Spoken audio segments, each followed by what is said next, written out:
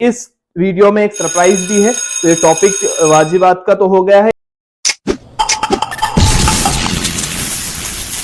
अस्सलामु अलैकुम वरहमतुल्लाहि वबरकातुहू।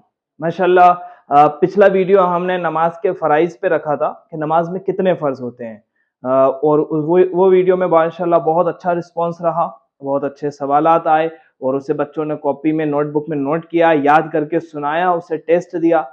और मैंने ये भी पूछा था कि आप लोग अपने अपने फेवरेट टॉपिक कमेंट में बताइएगा, तो बहुत सारे कमेंट्स मेरे पास आए कि हाफिज़ साहब इस बारे में बात कीजिएगा, और अल्हम्दुलिल्लाह हम उसमें से एक टॉपिक लेंगे।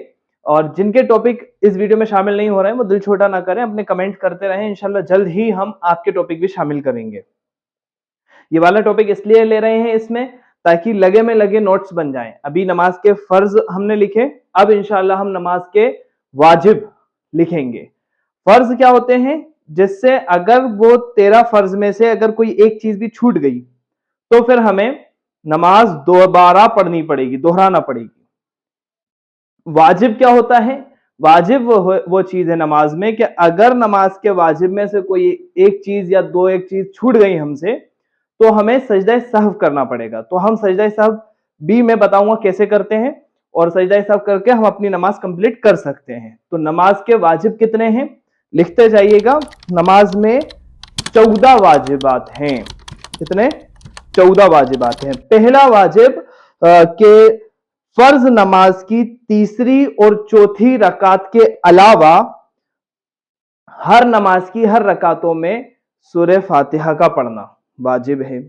दूसरा फर्ज क्या है, फर्ज रकात की पहली, दूसरी और बाकी सुन्नत, नफिल, वाजिब इन रकातों की सारी रकातों में सूरह फातिहा के बाद सूरत किसी कोई और सूरत का मिलाना, यह भी वाजिब है। ठीक है। तीसरा वाजिब क्या है, सूरह फातिहा को सूरत से पहले पढ़ना। समझ में आ रही बात? मतलब कि अगर किसी ने सना पढ़ी और उसके बाद डायरेक्ट सूरत शुरू कर दी तो उसका वाजिब छूट गया। सूरह फातिहा को हमेशा कब पढ़ना है, सूरत मिलाने से पहले। अब अगर उसका वाजिब छूट गया, उसने सूरह फातिहा नहीं पढ़ी और डायरेक्ट सूरत पढ़ ली, तो फिर वो क्या करेगा, सजदा सहव करेगा। वो भी मैं एंड में बताऊंगा कि सजदा सहव कैसे करते हैं। ठीक है। 3 वाजिब हो गए। चौथा वाजिब है तरतीब कायम करना। वही चीज आ गई जो ऊपर वाले में थी, वही है, लेकिन ये तरतीब कायम करना, यानी कि सब कुछ बिल्कुल ऑर्डर वाइज होना चाहिए, सिस्टमेटिक होना चाहिए कि रुकू, फिर रुकू से उठना, फिर सजदा, फिर सजदे के बाद एक और सजदा, फिर एक के बाद एक तरतीब से होना चाहिए। ये नहीं कि किसी ने रुकू से उठे बिना सजदे में चले गए, या किसी ने पहले सजदा कर दिया बाद में रुकू, तो उसका वाजिब छूट जाएगा। ठीक है। तरतीब कायम करना, 1 बाय 1 एक एक चीज करना। ठीक है। कोमा करना, कोमा, कोमा याद रखिए, कोमा क्या होता है। ये बहुत ज्यादा मिस्टेक होती है, ये वाले वाजिब बहुत छूट जाता है, पता भी नहीं चलता, तो इस पे ध्यान दीजिएगा। कोमा क्या होता है, जब हम रुकू से उठते हैं ना, समी अल्लाहु लिमन हमीदा, तो जब हम खड़े होते हैं ना तो हमें यहां पे रुकना है। कोमा, रब्बना लकल हम्द, अच्छे से बिल्कुल पीठ सीधी करके खड़े हो जाइए आप, इधर कोमा कीजिए, रुकिए। ठीक है। उसके बाद अल्लाहु अकबर, ये इधर रुकना ना, ये वाजिब है। अब कोई शख्स उठा, समी अल्लाहु लिमन हमीदा, अल्लाहु अकबर, वो उठ भी नहीं पाया सही से और सजदे में चला गया, तो उसका वाजिब छूट गया। ठीक है। ये हो गया कोमा करना। और छठा वाजिब है जलसा करना। जलसा जो आप लोगों का होने वाला है वो वाला जलसा नहीं, जलसा उसको बोलते हैं कि 2 सजदे करते हैं ना हम, तो पहले सजदे में जब जाते हैं और उठ के बैठते हैं ना, उस बैठने को, पहले और दूसरे सजदे के बीच में जो बैठते हैं उसको जलसा कहते हैं। उसमें बैठना, उसमें रुकना, वो करना जरूरी है। अल्लाहु अकबर, अल्लाहु अकबर, अल्लाहु अकबर, ऐसे जाना तरतीब से बैठकर। कुछ लोगों को देखा है मैंने, अल्लाहु अकबर, अल्लाहु अकबर, अल्लाहु अकबर, अल्लाहु, अरे वाजिब कहां जा रहा है। जलसा करना, दोनों सजदे के दरमियान जो जलसा करते हैं वो जलसा करना जरूरी है, वाजिब है। वो अगर छूट गए तो फिर सजदा सहव करना पड़ेगा नमाज कंप्लीट करने के लिए। ठीक है। उसके बाद है तादील अरकान, ये भी उसी में आ रहा है, इन दोनों में जो अभी मैंने बताया वैसे ही, यानी कि हर चीज को अच्छी तरीके से करना, इत्मीनान से करना, जल्दबाजी नहीं करना। یا تو قرات میں جلد بازی نہ کریں, رکوع سجدے میں جلد بازی نہ کریں, آرام سے کریں, اطمینان سے کریں, سکون سے. ٹھیک ہے. اس کے بعد قاعدہ اولا میں بیٹھنا, قاعدہ اولا میں بیٹھنا. دیکھیے دو قاعدے ہوتے ہیں, وہ فرض میں بھی بتایا تھا میں نے. ایک ہوتا ہے قاعدہ آخر جس میں آپ سلام پھیرنے ہی والے ہیں. اگر آپ نے 2 رکعتوں کی نیت کری ہے تو دوسری رکعت میں ہی سلام پھیر دیں گے, اسے کہیں گے قاعدہ آخر. اور 4 رکعت کی نماز نیت کی ہے تو چوتھی رکعت میں سلام پھیریں گے, تو وہ چوتھی رکعت میں جو بیٹھنا ہوا تحیات میں اسے قاعدہ آخر کہیں گے. لیکن 4 رکعت کی نیت کی تھی, اب دوسری رکعت میں بھی بیٹھنا ہے نا, اس کو قاعدہ اولا کہیں گے, یعنی پہلا قاعدہ. تو 2 رکعت کمپلیٹ ہونے کے بعد آپ کو التحیات میں التحیات پڑھنے کے برابر بیٹھنا ہے اور التحیات پڑھنا ہے. ارے بات سمجھ میں, پہلی رکعت آپ نے پڑھی, دوسری رکعت پڑھی, دوسری رکعت میں آپ التحیات میں نہیں بیٹھے, التحیات نہیں پڑھی اور آپ کھڑے ہو گئے, تو آپ کا واجب چھوٹ گیا. اب آپ کو چوتھی رکعت میں جا کر سجدہ سہو کرنا پڑے گا, تب آپ کی نماز کمپلیٹ ہوگی. ٹھیک ہے.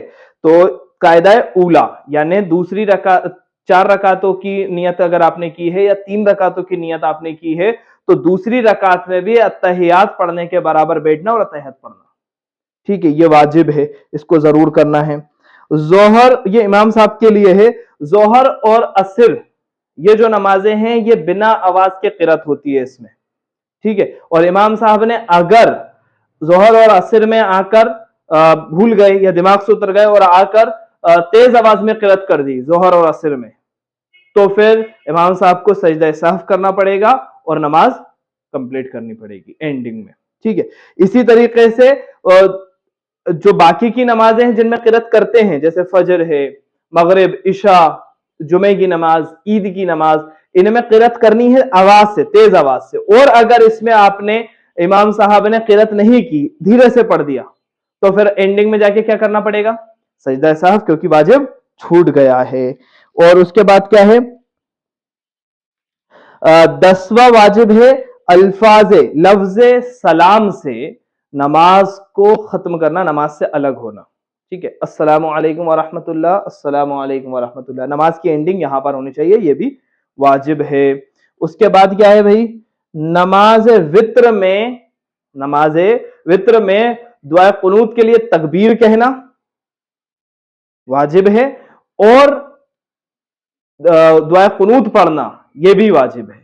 اگر ان دونوں میں سے کوئی چیز چھوٹ گئی تو پھر آپ کو سلام سے پہلے سجدہ سہو کرنا پڑے گا اور پھر آپ کی نماز کمپلیٹ کریں گے. اس کے بعد یہ ہے کہ دونوں عیدوں کی نماز میں جو 6 تکبیریں ہوتی ہیں دونوں عیدوں کی نماز میں, وہ کہنا. اگر وہ 6 تکبیریں نہیں کہیں تو پھر آپ کی واجب ادا نہیں ہوگا, وہ واجب ہے وہ تکبیریں. ٹھیک ہے. اور پھر ایک آخری فرض ہے, فرض نماز کی جو فرض نمازیں ہوتی ہیں, فرض رکعتیں ہوتی ہیں, ان میں پہلی اور دوسری رکعت کو قرات کے لیے مقرر کرنا. ٹھیک ہے. یہ ہو گئے واجب 14. ان کو یاد کریں, یاد رکھیں کہ ان میں سے اگر کوئی چھوٹتا ہے تو آپ کو اپنی نماز کمپلیٹ کرنے کے لیے سجدہ سہو کرنا پڑے گا. سجدہ سہو کیسا کرتے ہیں, دیکھیے آپ التحیات میں بیٹھے, آپ کو پتا ہے کہ آپ سے ان 14 میں سے کوئی چیز مس ہو گئی ہے نا, یا تو آپ نے رکوع میں آپ ایسے نہیں ہوئے تھے, یا آپ نے کوئی سی بھی چیز ان 14 میں سے دیکھ لیا کہ ہاں میرے سے یہ چھوٹ گئی ہو. آپ آخری رکعت میں سلام پھیرنے کے لیے بیٹھے ہیں اب, تو آپ التحیات پڑھیں گے اور التحیات پڑھ کے ایک سائڈ سلام پھیریں گے, السلام علیکم ورحمۃ اللہ, اور ایک سائڈ سلام پھیرنے کے بعد اللہ اکبر کہہ کے سجدے میں جائیں گے, سجدہ کریں گے, ایک اور سجدہ کریں گے, پھر بیٹھیں گے, پھر دوبارہ التحیات پڑھیں گے, پھر درود شریف پڑھیں گے, پھر دعا پڑھیں گے, اور پھر سلام پھیریں گے, السلام علیکم ورحمۃ اللہ, السلام علیکم ورحمۃ اللہ. اس طریقے سے نماز اینڈ کر دیں گے. اچھا, میں نے جس طریقے سے بتایا تھا کہ اس ویڈیو میں ایک سرپرائز بھی ہے, تو یہ ٹاپک واجبات کا تو ہو گیا ہے, اس کو آپ لکھ لیں, اس کا ٹیسٹ بھی دیں اور اس کو سنائیں بھی, نوٹ سب کے بننا چاہیے. ایک سرپرائز یہ سب کے لیے ہے, تو یہ ویڈیو سب کو بھیج دو, مطلب اپنے آس پاس کے جو لوگ ابھی لاپرواہی کر رہے ہیں نا مکتب میں, ان کو بھی بھیج دو, اور اپنے پیرنٹس کو بھی دکھاؤ, اور سارے پیرنٹس کو دکھاؤ. جو بچے دیکھ لیں وہ اپنے پیرنٹس کو دکھائیں, جو پیرنٹس دیکھ لیں وہ اپنے بچے کو دکھائیں کہ بھیا ایسا ہے کہ جس طریقے سے ہم کوشش کر رہے ہیں الحمدللہ کہ ایک اچھا جلسہ ہو, ہے نا, ایک اچھا جلسہ ہم کرنا چاہ رہے ہیں الحمدللہ. اس جلسے کے لیے پریپیئرنگ کے لیے آپ لوگوں کا بیسٹ چاہیے پڑے گا ہمیں. تو آپ لوگ اگر ڈھیل ڈالیں گے نا, آپ لوگ اگر بھاؤ نہیں دیں گے نا مکتب کی ایکٹیویٹیز کو, تو دقت ہو جائے گی آپ کو. کیونکہ الحمدللہ اس ہفتے سے بچے سلیکٹ ہونا شروع ہو گئے ہیں.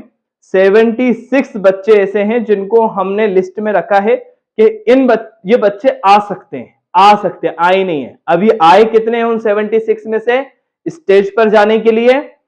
10 بچے. کتنے بچے آئے ہیں؟ 10 بچے آئے ہیں صرف.